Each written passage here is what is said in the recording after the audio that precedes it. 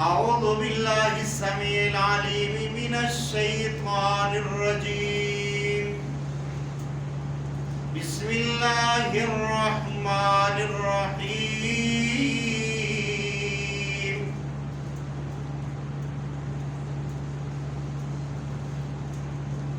قل إن كنتم تحبون الله فاتبعوني يحببكم الله ويغفر لكم ذنوبكم والله غفور رحيم. أو كما قال النبي صلى الله عليه وسلم عن أبي هريرة رضي الله تعالى عنه قال قال رسول الله صلى الله عليه وسلم كل أمتي يدخلون الجنة إلا من أبى. قيل ومن أبى؟ قال من أطاعني دخل الجنة. اللهم صل على محمد وعلى آل محمد كما صليت على إبراهيم وعلى آل إبراهيم إنك حميد مجيد. اللهم بارك على محمد وعلى آل محمد كما باركت على إبراهيم وعلى آل إبراهيم إنك حميد مجيد. تمام تعریفیں اللہ رب العالمین کی ذات کے لائق ہیں جو اکیلا مشکل کشا حاجت روا احکم الحاکمین. اور بے حد درود اور سلام ہو امام کائنات محمد رسول اللہ صلی اللہ علیہ وسلم کی ذات گرامی پر جن کو اللہ رب العالمین نے کائنات والوں کی رشد و ہدایت کے لیے رحمت للعالمین بنا کر مبعوث فرمایا. میرے بھائیوں، آپ کے سامنے قرآن کریم کی آیات کریمہ اور ایک احادیث مبارکہ اللہ کی توفیق سے تلاوت کی ہے. میرے بھائیوں، ہم گفتگو جس موضوع پر کریں گے، اللہ کے نبی علیہ الصلوۃ والسلام نے فرمایا کہ میری ساری کی ساری امت جنت میں جائے گی. یعنی اللہ کے رسول کی فرمان کے مطابق فرمایا کہ میری ساری امت کل امتی یدخلون الجنہ الا من ابا، میری ساری امت جنت میں داخل ہو. یعنی اسلام ضامن ہے انسان کی جنت کا.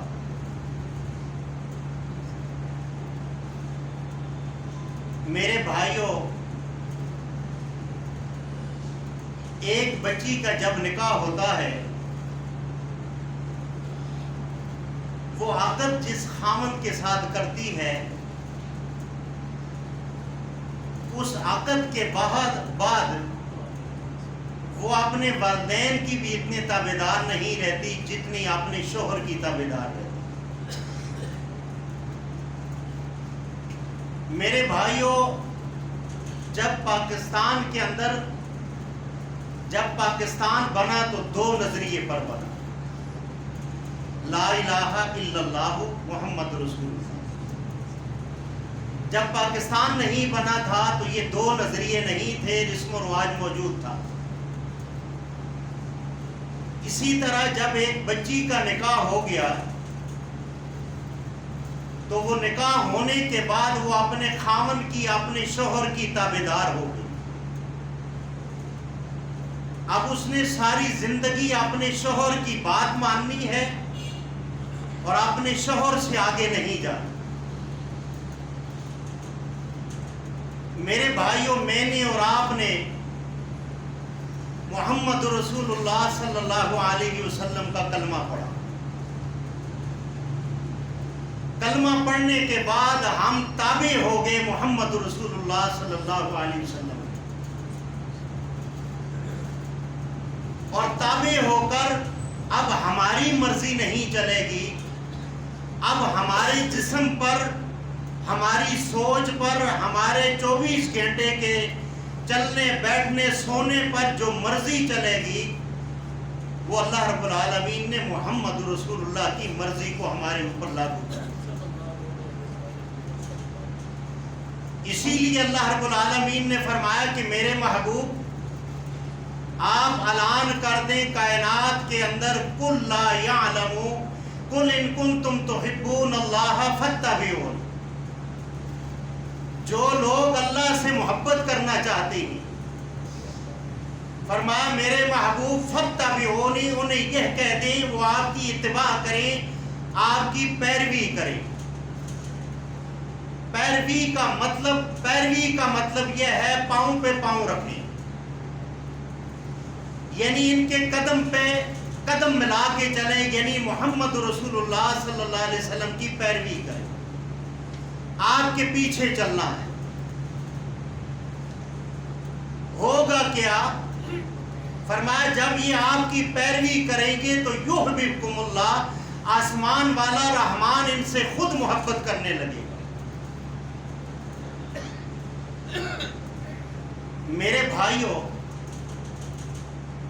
ہمارے سامنے جو زندگی صحابہ اکرام کی ہے، اور اللہ نے میرے اور آپ کے لیے جو صحابہ اکرام کو بطور دلیل بنا کر اور ہمارے ایمانوں کا حصہ بنا کر اللہ نے دنیا کے اندر ان کو منتخب کیا ہے، اللہ رب العالمین نے منتخب کر کے اللہ نے ہمارے سامنے یہ دلیل رکھ دی ہے کہ اللہ کو کیسے ماننا ہے، محمد رسول اللہ کو کیسے ماننا ہے۔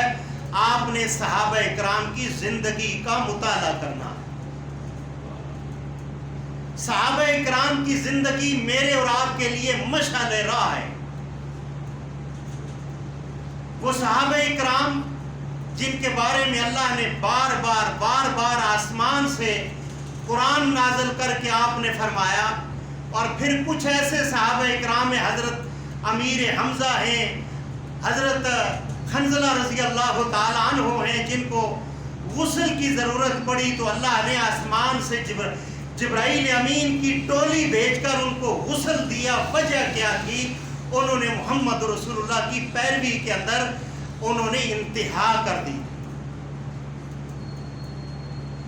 اسی لیے اسلام ضامن ہے آپ کی اور میری جنت کا۔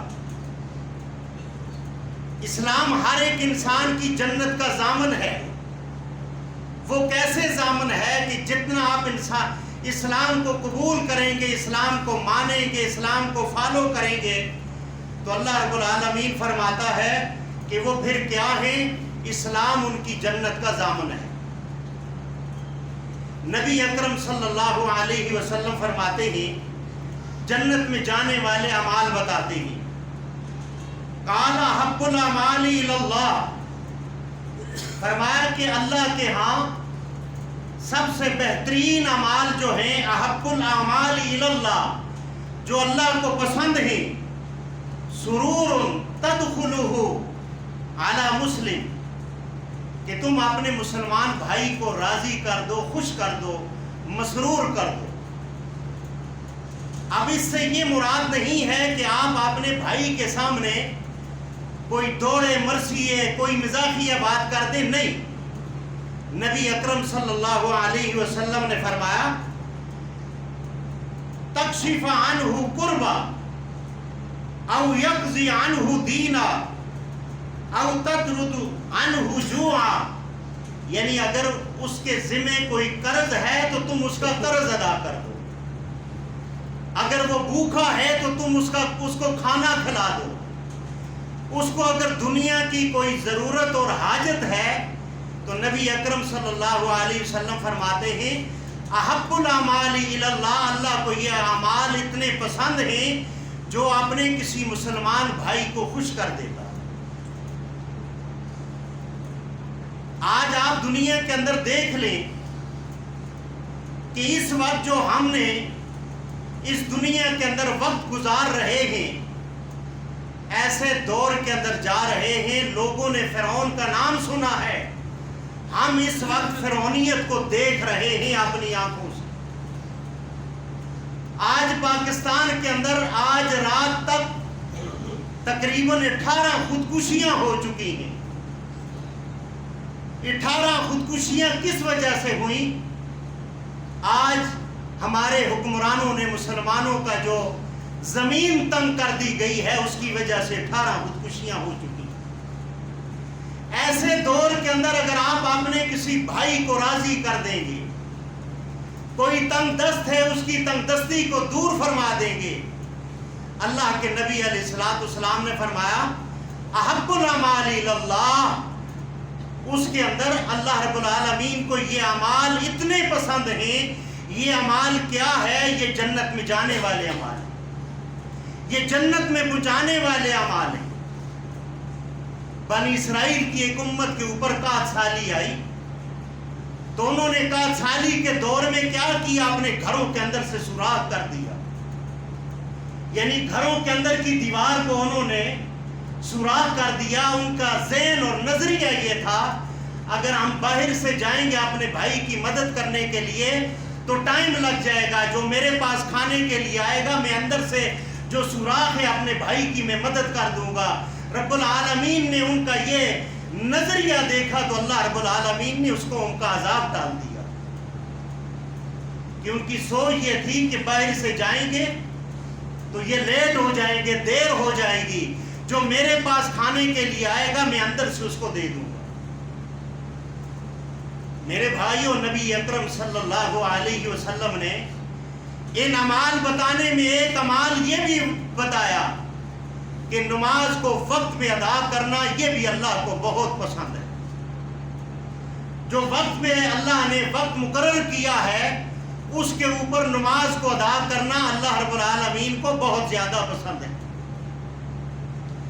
اللہ نے صحابہ اکرام کی جو زندگیاں ہمارے سامنے رکھی ہیں، نبی اکرم صلی اللہ علیہ وسلم آپ کے پاس جب مدینے کی حکومت آئی تو آپ بازار میں جا رہے ہیں، ایک دیہاتی آتا ہے، آپ کے گلے مبارک کے اندر موٹی چادر پڑی ہوئی ہے۔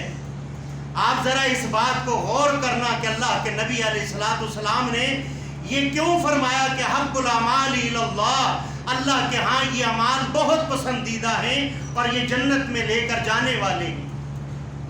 اس دیہاتی نے آپ صلی اللہ علیہ وسلم کی اس چادر کو ایسے گڑھ دینا شروع کیا، آپ کی آنکھیں مبارک جو ہیں اور آپ کی آواز بھی یہاں تک صحابہ اکرام فرماتے ہیں اس وقت حضرت انس رضی اللہ تعالی عنہ اللہ کے رسول کے ساتھ موجود تھے۔ فرمایا کہ آپ کی آنکھیں باہر نکل آئیں اور آپ کی آواز دب گئی، آپ کی آواز جو ہے یہ بالکل یہ گلے کے اندر اٹک گئی۔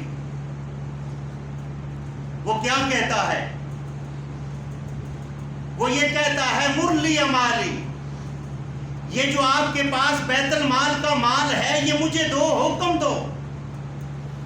نبی اکرم صلی اللہ علیہ وسلم سے کوئی پوچھنے والا بھی نہیں تھا، آپ کے پاس فل اختیار تھا کہ اس کو سزا اس کے لیے منتخب کی جاتی اور اس کے لیے یہ کہا جاتا کہ صحابہ اکرام اس کو سزا دو۔ نہیں، آپ نے بلال کو فرمایا کہ اس کو بیت المال سے جو مال ہے اس کو دو، اس کا حق ہے۔ اور اسلام بھی آج اگر کوئی صاحب نصاب ہے، اگر اسلام پاکستان میں ہوتا، اگر سارے بھائیوں کے پاس اسلام ہوتا تو ایک بھائی اسلام کے اندر اپنے صاحب نصاب بھائی کا بازو پکڑ کر یہ کہہ سکتا تھا کہ میرے حق کا اور میرا مال دے کر آگے جانا۔ کون سا مال؟ زکوٰۃ والا، صدقات والا، میں بھوکا ہوں مجھے دے کر جانا۔ لہٰذا یہ وہ دور نہیں ہے، لیکن محمد رسول اللہ صلی اللہ علیہ وسلم آپ کی گردن مبارک کے اندر چادر کو وہ یعنی کہ گنڈ دی گئی، آپ کا چہرہ مبارک سرخ ہو گیا، اور کہتا کیا ہے کہ یہ بیت المال سے مال مجھے دیا جائے جو یہ میرا حق ہے۔ آج مسلمانوں ہمارے اعمال اتنے سخت ہو چکے ہیں کہ آج جتنا رونا دھونا ہے، آج ہمارے بادشاہ، ہمارے حکمران جو ہیں، آج کیا کرتے ہیں؟ آج اپنی رعایا پر سوائے ظلم کے ان کے پاس کچھ بھی نہیں۔ کیا انہوں نے مرنا نہیں ہے؟ کیا انہوں نے اللہ کی عدالت میں نہیں جانا؟ کیا انہوں نے اللہ کی عدالت میں کھڑا نہیں ہونا؟ وہ میرا رب جو انسان کو مٹی سے بنا کر بادشاہ بنا دیتا ہے اور بادشاہ بنا کر اس کو مٹی میں ملا دیتا ہے، میرا رب اتنی طاقت والا ہے، ان اللہ علی کل شیء قدیر، پھر اس مٹی سے بنا کر جب اپنے سامنے کھڑا کرے گا تو میرا رب اس کو سامنے کھڑا کر کے ہٹنے کی وہ توفیق نہیں دے گا، بلکہ وہاں پر 5 سوال اپنے بندے سے کرے گا، اور کیا کہے گا؟ اے میرے بندے، عن عمری، میں نے تجھے عمر عطا کی تھی، تو نے کہاں خرچ کی؟ میں نے تجھے جوانی دی تھی، تو نے کہاں خرچ کی ہے؟ تجھے میں نے مال دیا تھا، تو نے کہاں خرچ کیا ہے؟ عن شبابی، میں نے تجھے جوانی دی تھی، وہ کہاں خرچ کی ہے؟ عن مالی، میں نے تجھے مال دیا تھا، وہ کن کاموں میں خرچ کیا ہے؟ الا، کوئی خوش قسمت نوجوان ہوگا جو کہے گا اے اللہ، مجھے تو نے جو جوانی دی تھی میں نے تیرے دین کے کاموں میں اور سجدے کے کاموں میں اس کو میں نے خرچ کیا ہے، آج تیرے سامنے کھڑا ہوں، وہ حساب کتاب دیکھ لے۔ وہ بہت کم لوگ ہوں گے کہ جو لوگ کھڑے ہو کر کہیں گے اللہ، جو مجھے مال دیا تھا وہ تیری رحمت تھی، تیری غنیمت تھی، اے اللہ تیری مرضی کے مطابق میں نے خرچ کیا ہے، اور میرے دل میں یہ بھی نہیں تھا کہ میں خرچ کر رہا ہوں اور لوگ مجھے سخی کہیں، بلکہ میں خرچ کر کے اس صدقے کو چھپایا کرتا تھا۔ اللہ رب العالمین کو یہ اعمال بہت پسند ہیں، اسی لیے فرمایا کل امتی یدخلون الجنہ، یہاں تک فرمایا کہ میری ساری کی ساری امت جنت میں جائے گی۔ آگے اللہ کے نبی علیہ السلام نے اس حدیث کے اندر اپنا موضوع تبدیل کیا، فرمایا قیل ومن ابا، وہ شخص ہرگز جنت میں نہیں جائے گا۔ اے اللہ کے رسول، وہ کون ہے؟ جیسے آپ کو میں ایسے سمجھا دوں، ایک شیخ آ جائے اور وہ ہم سب کے لیے عمرے کے ویزے لے کر آ جائے اور کہے کہ 1,000 روپیہ ریال بھی آپ کو دینا ہے، یہ عمرے کا ٹکٹ ہے، یہ ویزا ہے، آپ نے آج مغرب کی نماز مکہ المکرمہ میں ادا کرنی ہے، مجھے یہ بتاؤ آپ میں کون ہے جو انکار کرے گا؟ ہماری تو لاٹری لگ جائے گی کہ ہم مکہ المکرمہ کے اندر نماز ادا کریں گے، اور پھر محمد رسول اللہ صلی اللہ علیہ وسلم کی وہ مسجد، جس مسجد کے بارے میں آپ نے فرمایا کہ یہ میری مسجد دنیا کی آخری مسجد ہے۔ آخری مسجد کا مقصد کیا ہے؟ اس کے بعد مسجدیں بنی ہیں، لیکن آپ نے فرمایا یہ میری مسجد آخری مسجد ہے، اس کے بعد کوئی مسجد نہیں بنے گی۔ وجہ کیا ہے؟ انبیاء کے دست مبارک سے جو آخری مسجد بننی ہے وہ مسجد نبوی ہے، اس کے بعد کوئی اور مسجد اور انبیاء نہیں بنائی۔ فرمایا قیل ومن ابا، وہ شخص ہرگز جنت میں نہیں جائے گا۔ اے اللہ کے رسول، کیا وجہ ہے، کیوں نہیں جائے گا؟ فرمایا قال من اطاعنی دخل الجنہ، میرے صحابہ جس نے میری اطاعت کی، میری پیروی کی، میرا طریقہ مانا، میری پیروی کر کے میرے ساتھ محبت کا یہ تقاضا ہے، کان معی فی الجنہ، جو میرے ساتھ محبت کرے گا وہ جنت میں میرے ساتھ ہوگا، کان معی فی الجنہ، وہ اطاعت کر کے جنت میں میرے ساتھ ہوگا۔ آج خود دیکھ لیں ہم کن کاموں کے اندر اللہ کے نبی کی اطاعت کرتے ہیں، اور اطاعت کر کے اسلام کو اپنا ضامن بنا کر جنت کے اصول کے لیے ہم جنت کے حقدار بنتے ہیں۔ میرے بھائیوں، وجہ صرف اتنی ہے کہ آج ہم نے کلمہ پڑھا، اور کلمہ پڑھنے کے بعد اللہ ہمیں حکم یہ دے رہا ہے اب تمہاری مرضی نہیں چلنی، مرضی چلنی ہے تو کس کی چلنی ہے؟ محمد رسول اللہ کی چلنی ہے۔ اور محمد رسول اللہ صلی اللہ علیہ وسلم کی جو مرضی ہے وہ کیسے ہے؟ ہر ایک صحابہ اکرام ہیں، وہ جب اسلام میں نہیں آئے تھے، ابو مرسل ان کا نام ہے، اور وہ اسلام سے پہلے چوریاں کیا کرتے تھے۔ یہ مقصد نہیں ہے کہ وہ اسلام سے پہلے کیا کرتے تھے، مقصد آپ کو ایک بات سمجھانا ہے۔ آپ صلی اللہ علیہ وسلم نے فرمایا، ابو مرسل یہ بتائیں آپ اسلام سے پہلے جو کام کرتے تھے اس کا تجربہ ہے؟ کہا ہاں اللہ کے رسول ہے، اور کچھ میں بھول گیا ہوں، کچھ ہے۔ فرمایا کہ کفار کی قید کے اندر کچھ صحابہ اکرام ہیں، ان کو نکالنا ہے، تو آپ اپنی جو صلاحیت ہے اس کو صرف کرو تاکہ پہلے جو آپ نے کام کیا تھا یہ اس کے لیے بھی کفایت کر جائے۔ آپ نے وہ اوزار لیے اور لے کر آپ صلی اللہ علیہ وسلم سے اپنے مشن کے لیے نکلے، اور جب آگے گئے تو پتہ چلا ایک عورت نے آواز دی، آپ وہی ہیں؟ کہا ہاں میں وہی ہوں۔ صحابہ اکرام کی بات سنو، عورت نے کہا کہ آؤ، پہلے میری اور آپ کی دوستی ہوا کرتی تھی، ہم ایک دوسرے کے ساتھ گپیں لگایا کرتے تھے۔ یہ صحابی رسول کیا کہتا ہے؟ اب میرے جسم پر میری مرضی نہیں چلتی، اب محمد رسول اللہ کی مرضی چلتی ہے۔ اب تو وہاں ہے جہاں وہاں بیٹھی رہے، اب میرا جسم میری مرضی نہیں چلے گی، اب بلکہ میرے جسم پر محمد رسول اللہ کی مرضی چلے گی۔ میرے بھائیوں، یہ وہ صحابہ اکرام تھے جن کو اللہ رب العالمین نے قرآن میں مختلف ناموں سے پکارا ہے، اور یہ کہا ہے اولئک ھم المفلحون، یہی لوگ ہیں فلاح پانے والے، اولئک ھم المفلحون، یہی لوگ ہیں، اولئک ھم المتقون، اولئک ھم الراشدون۔ یہ ان صحابہ اکرام کے لیے اللہ رب العالمین نے آسمان سے یہ لقاب لگا کر دنیا میں نازل فرمائے، اور فرمایا رضی اللہ عنہم ورضوا عنہ، یہ وہ ہیں جن سے میں راضی ہو گیا اور یہ مجھ سے راضی ہو گئے۔ اللہ رب العالمین نے صحابہ اکرام کی ایسی تربیت کی ہے، صحابہ اکرام نے محمد رسول اللہ کا کلمہ پڑھنے کے بعد صحابہ اکرام نے کبھی بھی اپنے دور حیات کے اندر ایسا کام نہیں کیا جو محمد رسول اللہ کی اطاعت سے باہر ہو۔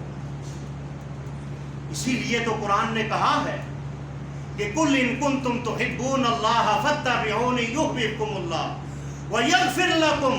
فرمایا میرے محبوب اعلان کر دیں، جو میرے ساتھ محبت کرنا چاہتے ہیں، یحببکم اللہ، فرمایا کہ ان کو یہ کہہ دو فاتبعونی، وہ آپ کی پیروی کریں، یحببکم اللہ، آپ کی پیروی کے نتیجے کے اندر یہ معاملہ ہوگا، میں ان کے ساتھ محبت کروں گا، وَيَغْفِرْ لَكُمْ، ان کے اگلے گناہوں کو بھی معاف فرما دوں گا۔ آج ہم گناہگار لوگ ہیں، اور ہمارے گناہوں کی معافی کا جو طریقہ ہے اللہ کے نبی کی سنت سے ہٹ کر نہیں، بلکہ گناہوں کی معافی کا جو راستہ ہے وہ یہ ہے اللہ کی مرضی کے مطابق محمد رسول اللہ کی پیروی کرنا۔ اور جب ہم محمد رسول اللہ کی پیروی پر آئیں گے، اللہ کی عزت کی قسم اللہ ہمارے گناہوں کو معاف فرما دے گا۔ اس لیے گناہوں کو معاف فرما دے گا کہ گناہوں کو معاف کرنے کے بعد جب اللہ انسان کو اپنا دوست بناتا ہے تو گناہوں کی نحوست کو اس کے ساتھ نہیں چھوڑتا، اس لیے اللہ اپنی رحمت کے دریا سے اس کے گناہوں کو دھو ڈالتا۔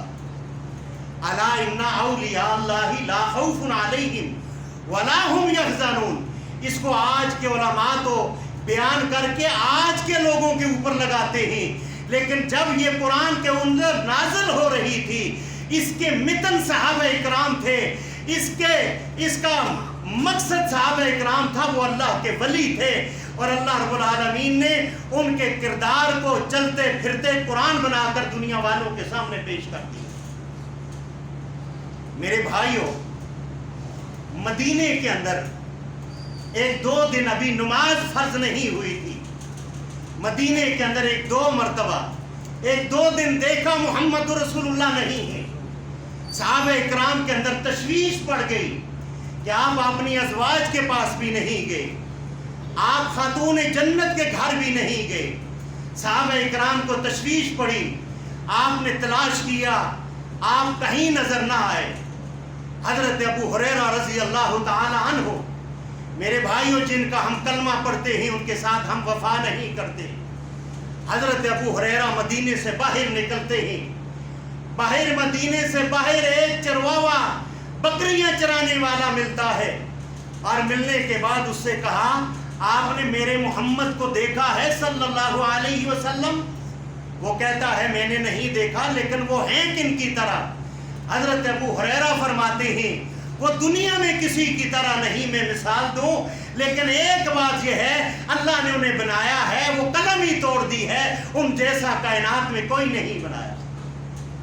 وہ چرواوا کیا کہتا ہے کہ میں نے اس غار کے اندر ایک شخص کو دیکھا ہے، جب میں بکریاں لے کر آتا ہوں تو میری بکریاں مجھے چھوڑ کر اس غار کے قریب چلی جاتی ہیں، اور اس غار سے ایک ہی آواز آتی ہے، یا ربی امتی یا ربی امتی یا ربی امتی. اے اللہ میری امت کا کیا ہوگا؟ آپ نے کلمہ پڑھا، میں نے کلمہ پڑھا، اور محمد رسول اللہ 1450 سال پہلے غار کے اندر جا کر میری اور آپ کی فکر لگی ہوئی ہے. آپ غار کے اندر کہہ رہے ہیں یا ربی امتی یا ربی امتی. حضرت ابو ہریرہ نے جا کر دیکھا اللہ کے رسول اپنی امت کے لیے رو رہے ہیں. آپ کی آواز پر محمد رسول اللہ نے اپنا سر مبارک نہیں اٹھایا، رو رہے ہیں.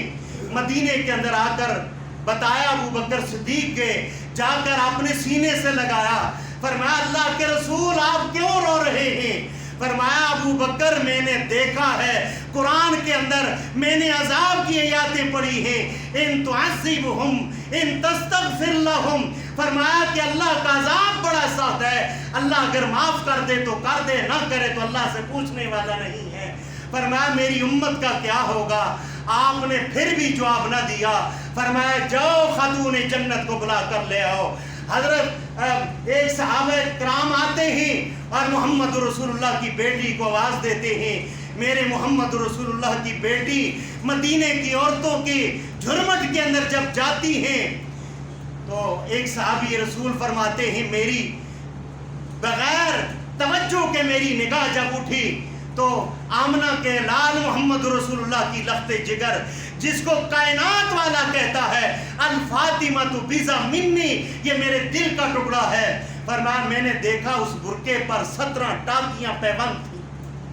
اس برقعے پر جا کر محمد رسول اللہ کے غار کے اندر حضرت فاطمہ الزہرا نے اپنے بابا کو کہا بابا جان کیا بات ہے؟ فرمایا فاطمہ میری امت کا کیا ہوگا؟ آج امت کا حال یہ ہے، اللہ کے نبی نے فرما دیا کل امتی یدخلون الجنہ الا من ابا قیل ومن ابا.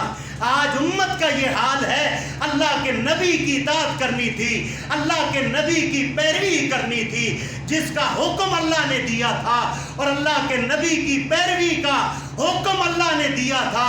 امت نے اللہ کے نبی کی پیروی کو جھٹلا کر اللہ کے نبی کے مقابلے کے اندر اماموں کو لا کر کھڑا کر کے ان کے بارے میں یہ کہہ دیا یہ 4 امام برحق ہیں، جو ان کا طریقہ اپنائے گا وہ جنت میں جائے گا. کالی کملی والا کہتا ہے جس نے میرا طریقہ اپنایا وہ جنت میں جائے گا. قال من اطاعنی دخل الجنہ. کالی کملی والا یہ کہتا ہے میں آخری نبی ہوں، میری بات بھی آخری ہے، جس نے میرا طریقہ اپنایا وہ دخل الجنہ ومن عصانی فقد ابا. جس نے میرا انکار کیا وہ جہنم میں جائے گا. اللہ کے نبی کا انکار کرنے والا کوئی ہے؟ ہم سارے یہ کہیں گے نہیں، ہم اللہ کے نبی کو مانتے ہیں، لیکن اس حدیث مبارکہ کے اندر اللہ کے نبی نے اس حدیث کے اندر جو موضوع ہے وہ تبدیل کر کے فرما دیا. پہلے موضوع کے اندر تو یہ ہے کہ کل امتی یدخلون الجنہ، ہم جتنے بھی ہیں جنت میں داخل ہونے والے ہیں، کوئی ہیل حجت نہیں ہے، ہم جنت میں جانے والے ہیں. لیکن اللہ کے رسول علیہ السلام نے دیوار کھڑی کر دی. وہاں اللہ کے رسول نے دیوار کھڑی کر دی کہ فرمایا کل امتی یدخلون الجنہ قیل ومن ابا. وہ شخص جنت میں نہیں جائے گا جو اللہ کے نبی کی اطاعت سے منہ موڑ کر اور اللہ کے نبی کی اطاعت کا انکار کر کے یہ چاہے میں جنت میں جاؤں گا. اللہ کے نبی نے فرمایا وَمَنْ عَصَانِي فَقَدْ أَبَىٰ، اس نے میرا انکار کیا ہے یہ جہنم میں جائے گا.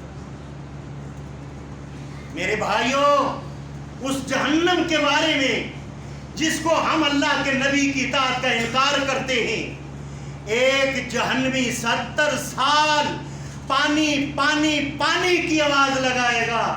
جب 70 سال کے بعد فرشتہ اس کے لیے کھولتا ہوا پانی لائے گا، وہ مجبور ہوگا پانی پینا. جب اس پانی کو سامنے کرے گا، اس پانی کی ہوا گرم سے اس کا یہ جو چہرے کا ہوگا یہ بھی جل کر راکھ ہو جائے گی، اور وہ پانی جب پیے گا تو وہ آنتڑیاں بھی باہر نکل آئیں گی. میرے بھائیوں، وہ جہنم بہت سخت ہے.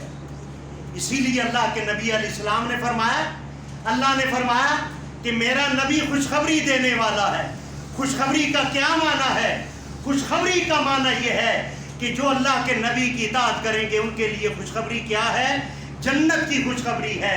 وَمَنْ عَصَانِي، جو اللہ کے نبی کی اطاعت کا انکار کریں گے ان کے لیے نذیر ہیں، ڈرانے والے کیا ہیں؟ جہنم کی وہ ان کو نذیر بتا رہے ہیں اور جہنم سے ڈرانے والا بتا رہے ہیں. فرمایا میرا نبی ڈرانے والا اور کیا ہے؟ خوشخبری دینے والا ہے. خوشخبری جنت کی ہے. اور کن لوگوں کے لیے خوشخبری ہے؟ جو اللہ کے رسول کی اطاعت کرنے والے ہیں.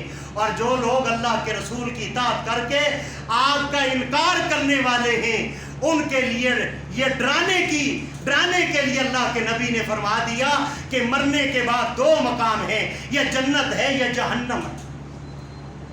اسی لیے تو اللہ کے نبی علیہ السلام اللہ نے فرما دیا محمد رسول اللہ کے ذریعے، فرمایا ما سلککم فی سقر، جہنم والوں سے پوچھا جائے گا. فی جناتی یتسالون عن المجرمین، جنت والے کہیں گے مجرموں سے، مخاطب ہوں گے. سورہ مدثر کے اندر اللہ فرماتا ہے ما سلککم فی سقر، میرے چاچا ماما تم تو بڑے نیک آدمی تھے، تمہارا تو یہ دعویٰ تھا کہ میں ایک فون کر دوں 3 تھانوں کی پولیس جو ہے میرے ایک فون پر جو ہے تو علاقے کو فتح کر لے گی. اور تیرا دعویٰ تو یہ ہے کہ ججوں کے جج میرے دوست ہیں، اور تیرا دعویٰ یہ ہے وزیر اعظم میرا دوست ہے. فرمایا آج کیا ہوا؟ ما سلککم فی سقر، تو جہنم میں کیسے آ گیا؟ کیا وجہ ہے؟ وہ کہتا یہ ہے قالوا لم نک من المصلین. جرم کیا بتا رہا ہے؟ یہ نہیں بتاتا میں نے قتل کیا تھا، یہ نہیں بتاتا میں نے زنا کیا تھا. کہتا ہے قالوا لم نک من المصلین، دنیا کے اندر میں نماز نہیں پڑھا کرتا تھا. آج کتنے لوگ ہیں جو نماز پڑھنے آتے ہیں، اور کتنے لوگ ہیں جو انتشار کے لیے آتے ہیں، اور کتنے لوگ ہیں جن کی نمازیں ان کے منہ پہ ماری جاتی ہیں. فویل للمصلین، ایسے لوگوں کی نمازیں ان کے کالے کپڑے میں لپیٹ کر اسی وقت ان کے منہ پہ مار دی جاتی. وجہ کیا ہے؟ انہوں نے نماز نہیں پڑھی. نماز تو عبداللہ ابن ابی بھی پڑھا کرتا تھا. عبداللہ ابن ابی نے تو محمد رسول اللہ کے پیچھے نماز پڑھی ہے. وجہ کیا تھی؟ وہ نماز تو پڑھتا تھا لیکن دل سے وہ مسلمان نہیں تھا. آج بھی ہم اللہ کے رسول سے محبت کرتے ہیں، دعوے کرتے ہیں، جان دینے کی باری کرتے ہیں. ہم تو یہ کہتے ہیں کہ محمد رسول اللہ کی ذات پر ہم اپنی جان کو قربان کر دیں گے.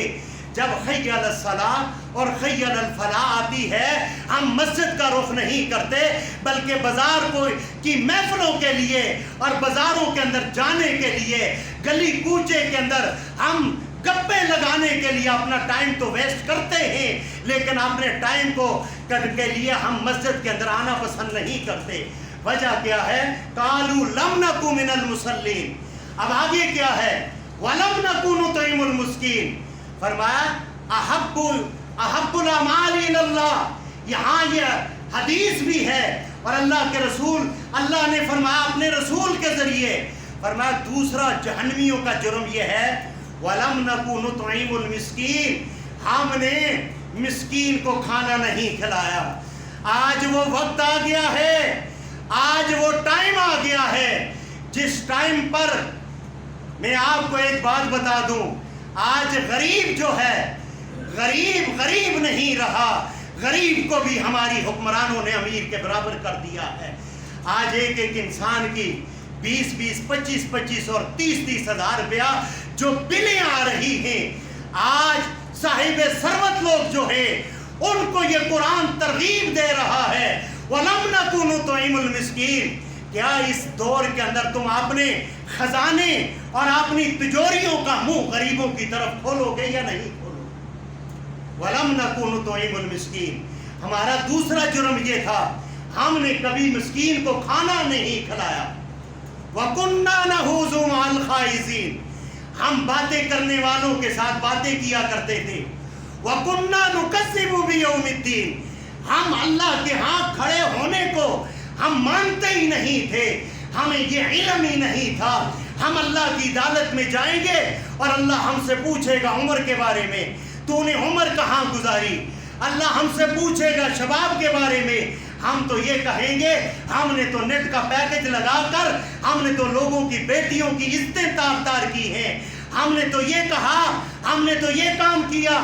اس دور کے اندر جو نوجوان اپنی راتوں کو سجدوں میں تبدیل کرتا ہے، رب کائنات کی قسم، جب میرا رب اس سے مخاطب ہو کر 1 to 1 ملاقات کرے گا اور اس کے اندر ان عمری کا جب یہ کہے گا تو یہ آدمی وہاں پر شرمندہ نہیں ہوگا۔ اگر آج ہم نے اپنی عمر کو ایسے کاموں کے اندر لگا کر ہم نے اس کو تباہ اور برباد کیا تو اللہ کی عدالت کے اندر ہم سوائے شرمندگی کے کچھ نہیں کر سکتے۔ اور جس نے کو مال اللہ نے دیا، حضرت عثمان غنی رضی اللہ تعالی عنہ، میرے بھائیوں، ایک سائل محمد رسول اللہ کے پاس آتا ہے، آ کر کہتا ہے کہ میں سائل ہوں، مجھے اللہ کے لیے دیا جائے۔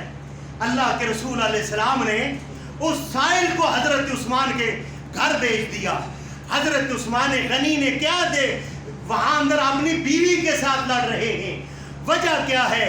بیوی نے دیے میں جو بات ڈالی ہوئی ہے وہ موٹی ڈالی ہوئی ہے، اور موٹی بات کی وجہ سے کیا ہوتا ہے؟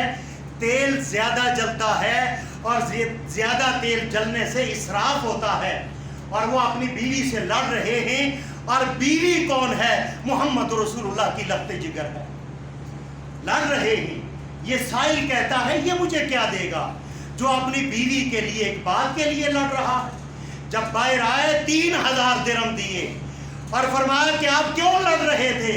کہا وہ جو بات جل رہی تھی اس کا مجھ سے حساب ہوگا قیامت والے دن، یہ جو میں تجھے دے رہا ہوں اس کا حساب نہیں ہوگا، اس کی وجہ سے اللہ مجھے جنت عطا فرمائے گا۔ میرے بھائیوں، مکان ہم بناتے ہیں، پلاٹ ہم خریدتے ہیں، کوٹھی بنگلہ پلازا ہم بناتے ہیں، قبر میں حساب ہم نے دینا ہے، اللہ کی عدالت میں حساب ہم نے دینا ہے، اور اس پہ یاشیاں کون کر رہا ہے؟ ہماری اولاد کر رہی ہے۔ یاد رکھو، قبر میں اترنے والے کا اور اللہ کی عدالت میں جانے والے سے اسی بندے کے بارے میں سوال ہوگا، مجھ سے میرے بارے میں سوال ہوگا، آپ سے آپ کے بارے میں سوال ہوگا۔ آج اگر ہم حرام حلال سے اپنی کوٹھی بنگلہ بنا کر ہم اگر جائیں گے، حساب ہم سے ہوگا، اور اس سے سکون اور فائدہ حاصل ہماری اولاد کرے گی۔ میرے بھائیوں، ایسا کام کرو جس کام سے آپ کی وہی دولت ہے جو دولت آپ نے آگے بھیج دی۔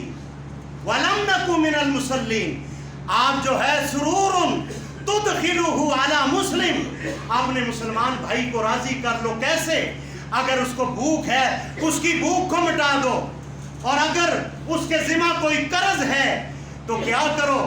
وَيُؤْثِرُونَ عَلَىٰ أَنفُسِهِمْ وَلَوْ كَانَ بِهِمْ خَصَاصَةٌ۔ یہ اللہ نے آیات نازل کی ہے کس کے لیے؟ انصار صحابہ کے لیے، جو اپنے مہاجرین صحابہ کی مدد کر کے اپنے چہرے پہ وٹ نہیں ڈالا کرتے تھے۔ وَيُؤْثِرُونَ عَلَىٰ أَنفُسِهِمْ وَلَوْ كَانَ بِهِمْ خَصَاصَةٌ۔ فرمایا کہ یہ وٹ نہیں ڈالا کرتے تھے۔ اللہ رب العالمین نے ان کے لیے خوشخبری جنت کی بتائی ہے۔ آج یہ وقت آ گیا ہے ان بھائیوں کے لیے جو صاحب نصاب ہیں، وہ اپنی تجوریاں سفید پوشوں کے لیے کھول دیں اور کوئی حساب نہ رکھیں۔ اس لیے آپ کو یہ ایک واقعہ میں بتا دوں نیکی کا کام کرنے کے ساتھ جنت میں جانے کے لیے. آپ نے دیکھا ہوگا ہارون الرشید بادشاہ کی بیگم زبیدہ جن کا نام ہے، وہ جب مکہ میں جاتی ہے، نہر زبیدہ کے بارے میں آپ نے سنا ہوگا. جب نہر زبیدہ نکالی گئی، کہا ایک گھینتی جو مارے گا اس نے پوری دنیا سے وہ بڑے بڑے انجینئر بلائے. انہوں نے کہا یہاں نہر نکلنی بڑی ناممکن ہے. زبیدہ نے یہ بات کہی، رحمہ اللہ تعالی علیہ، اللہ اس کی قبر پہ کروڑوں رحمت نازل فرمائے. کہو آمین. بیوی کس کی ہے؟ ہارون الرشید کی. دعا کہاں ہو رہی ہے؟ پاکستان میں، بیت الرشید میں، سکیم 3 میں. کیوں دعا ہو رہی ہے؟ کام اس نے کیا کیا ہے؟ اس نے کہا مدینے کے اندر پانی آنا چاہیے، ایک گینتی مارنے پر 1 اشرفی میں دوں گی. جب اس نے دیا ٹھیکہ دینے کے بعد مختصر بات یہ ہے، جب وہ حساب کتاب پورا کر کے وہ زبیدہ کے پاس آیا انجینئر، یہ نہر کے کنارے پر بیٹھی تھی. کہا اپنا حساب کر لو. کہا کیا حساب کروں؟ کہا دیکھ لو. کہا جتنا لگ گیا. وہ اس نے کتاب لی، رجسٹر لیا، وہ نہر میں ڈال دیا، اور ڈالنے کے بعد کہا اے اللہ میں یہ حساب چیک نہیں کرتی، اللہ کل قیامت والے دن میرا حساب تو نہ چیک کرنا. آج وَلَمْ نَكُ مِنَ الْمُصَلِّينَ، آج میرے سامنے یہ اللہ کا قرآن رکھا ہوا ہے. میں نے اپنی آنکھوں سے ایسی عورتوں کو دیکھا ہے جن کی 30 ہزار روپیہ بل آئی، ایک پنکھا چلتا ہے. اور میں خود جب مجھے بل آئی تو میں نے کہا میں تو ایسا ہے جیسے میں ایروپلین کا کاروبار کرتا ہوں، مجھے ایسی بل آ گئی. میرے بھائیوں ایسے دور کے اندر اپنی تجوریاں سفید پوشوں کے لیے کھول دو. رب کائنات کی قسم، یہاں پر غریب کا 30% امتحان ہے اور صاحب نصاب کا 70% اللہ نے امتحان رکھا. اللہ نے اس کو دے کر 70% امتحان رکھا ہے. آپ نے ارد گرد پڑوس پر نظر مارنا، سرور تدخلوها علی مسلم، آپ اپنے مسلمان بھائی کو راضی کرنا. آپ کے پڑوس پر کوئی ایسی عورت نہ ہو جو اپنی عزت کا سودا اپنے پیٹ کے لیے کرنے پر مجبور ہو جائے اور کل قیامت والے دن اللہ تمہارے گریبان کو پکڑ لے. ایسا نہ ہو ہم باتیں کرنے والوں کے ساتھ باتیں کریں اور قیامت آ جائے. حتی اتانا الیقین، ہمیں علم ہی نہیں تھا کہ قیامت آ گئی اور قیامت آنے کے ساتھ ایسے ہوا ہم جہنم میں چلے گئے. شاعر کیا کہتا ہے؟ آخری بات شاعر کہتا ہے گناہگارو نہ شرماؤ، گناہگارو نہ شرماؤ، سیاکارو نہ شرماؤ، سنو آواز جو آتی ہے کانوں میں. قیامت کے دن جب دربان کھڑے ہوں گے جنت سے روکیں گے، آواز آئے گی آنے دو یہ امت ہے محمد کی. سبحان ربک رب العزت عما یصفون وسلام علی المرسلین والحمد للہ رب العالمین.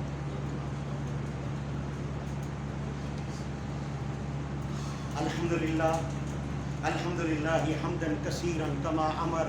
اما بعد فإن خیر الحدیث کتاب اللہ وخیر الہدی ہدی محمد صلی اللہ علیہ وسلم. شر الامور محدثاتها كل محدثۃ بدعہ کل بدعۃ ضلالہ کل ضلالۃ فی النار. دعا کریں اللہ رب العالمین ہماری دنیا کے جو کام ہے اللہ تعالیٰ آسان فرما دے. اللہم ربنا آتنا فی الدنیا حسنۃ وفی الآخرۃ حسنۃ وقنا عذاب النار. یا الہ العالمین تنگ دستوں کی تنگ دستیاں دور فرما. الہ العالمین بے روزگاروں کو روزگار عطا فرما. الہ العالمین ہمیں عمر بن عبدالعزیز جیسا حکمران عطا فرما. الہ العالمین ہمیں وقت کے فرعونوں سے نجات عطا فرما. الہ العالمین ہم تیرے حضور توبہ کرتے ہیں، اللہ اس توبہ کو اپنی بارگاہ میں قبول اور منظور فرما کر اے اللہ ہمیں رحم دل حکمران عطا فرما. میرے بھائیوں صرف 2 اعلان کرنے ہیں. ایک اعلان مدرسے کے حوالے سے کرنا ہے. الحمدللہ ہم یہاں پر مدرسہ کھولنے والے ہیں، آپ اپنے بچوں کو بھیجیں. انشاءاللہ 2 بچوں کے ایک بھائی نے کفالت کا ذمہ اٹھایا ہے کہ جب تک یہ قرآن حفظ کرے گا اس کی ذمہ داری 2 بچوں کی میری ہے. اس کے علاوہ اپنے بچوں کو بھیجیں. پھر ہماری کمیٹی ملک چودھری ارشد صاحب بیٹھے ہیں مسجد کے صدر. الحمدللہ ہم نے باہر بورڈ لگا دیا ہے اور جن بھائیوں کے پاس رسید ہو دینے کی، جنہوں نے فنڈ دیا ہے، تو الحمدللہ وہ حساب کر سکتا ہے کمیٹی والوں کے پاس آ کر، وہ پوچھ سکتا ہے۔